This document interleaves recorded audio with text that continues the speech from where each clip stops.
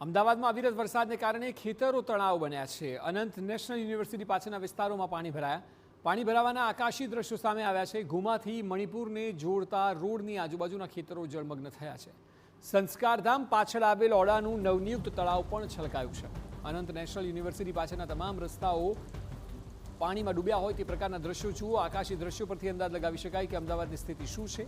ઠેર ઠેર પાણી ભરાયેલા છે અને પાણી ઓસરવાનું નામ નથી લઈ રહ્યા। અનંત યુનિવર્સિટી પાછળનો વિસ્તાર પણ પાણીમય થયો હોય તેવા દ્રશ્યો સામે આવ્યા છે। એવું લાગે કે જાણે અમદાવાદ શહેર આખે આખું નદી બની ગયું હોય તે પ્રકારની સ્થિતિ અત્યારે શહેરની જોવા મળી રહી છે। છેલ્લા 2 દિવસથી અવિરત વરસાદને લીધે અમદાવાદ શહેરને જાણે પાણીએ બાનમાં લીધું હોય તે પ્રકારની સ્થિતિ હાલ શહેરની જોવા મળી રહી છે।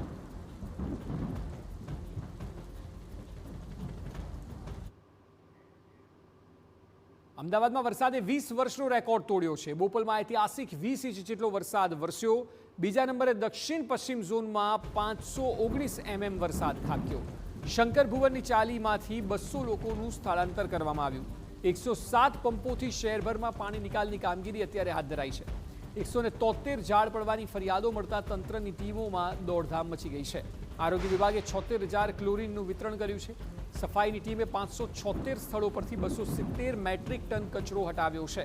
આવતીકાલે પણ એલર્ટને લઈને શાળા કોલેજોમાં રજાના આદેશ અપાયા છે। આવતીકાલે પણ